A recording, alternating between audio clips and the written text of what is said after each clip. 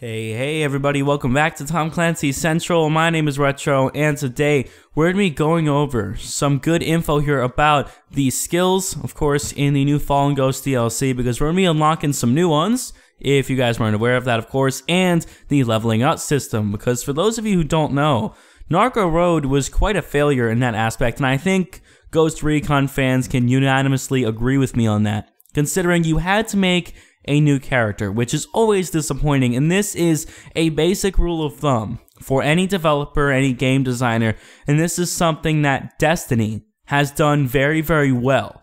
Because when you have a game and people invest time into a character, they invest time into something that they intend on using continuously, making them start over from scratch is demoralizing and boring. I mean, that's just a simple fact of the way it works. So when you are making people who've been playing Wildlands for the last 2 months make a brand new little profile on the game simply to play Narco Road, it's definitely demotivating. And honestly, that's the main reason why I didn't buy it. I just wasn't interested in starting all over again. And I think a lot of people could agree with me on that. So according to the article that I'm checking out, and it'll be linked down below in the description, go check it out. If you don't see it at the top of the description, check the bottom of the description. Definitely go and do that because, don't forget that. But one thing that I noticed is that the level cap is now going to be increased to level 35, which really is not much of a higher level. And again, unless this article is wrong, which I'm pretty sure it's accurate, but that seems like quite a low level, unless it's a painstakingly difficult thing to do, which I actually hope it is, because it'll give us some content, some stuff to do, some things to work with. But if it's really easy and you can get to level 35 in like a day or something, that's understandable, and I don't mind it as long as you keep your profile. So that's always good, and honestly, if they actually do end up allowing you to keep your profile, it might save this DLC. If not, I could see it being unbelievably detrimental. Now, here are some of the skills, which I also took a little read about.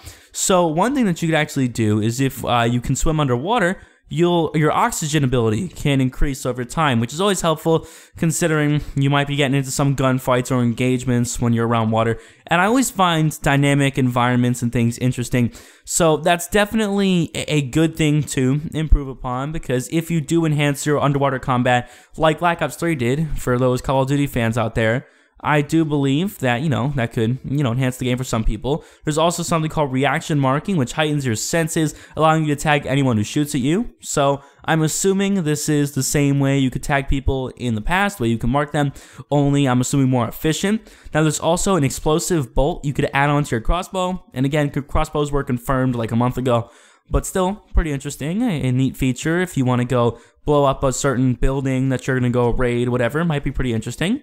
Also a fast reload, which allows you to, of course, reload quicker, kind of common sense there. There's also a flash drone, which turns your drone into a mobile flashbang, according to this. Again, we kind of saw the same thing with the EMP drone, allowing you to disable vehicles, or especially the convoys in that case, or any type of technology that they may be using. Now in this case, it'll probably be the same thing, only it will stun the enemies. And the final one is known as Drone Vengeance, which has an explosive payload. And if it's shot down while it's up in the air, it'll blow up in the enemy's face. So that's, again, another interesting feature. I'd say this is probably better if you want to try to get close enough to a enemy watchtower or something like that. And one thing that has been mentioned that I did notice, and I do think may be kind of a pain, are the elite snipers, which people have been talking about. And the elite snipers are basically supreme, like really, really unbelievably accurate snipers, which are able to notice, these new targets really, really quickly, and they don't miss their shots. I could find those being quite annoying. So if, again, I'm just kind of making a theory here, if you're able to use an EMP drone to stun their equipment and stuff, then you go up with either that flash drone or the drone vengeance with the explosive. That's probably going to be the way to take out those snipers. Again, don't quote me on it, but it's just a theory. And if it's proven right, well then, hopefully I'll, have some good intuition. But I hope you guys have enjoyed the video. That's about it for today, everyone. Really do appreciate all the support. We're so close to 800 subscribers, guys.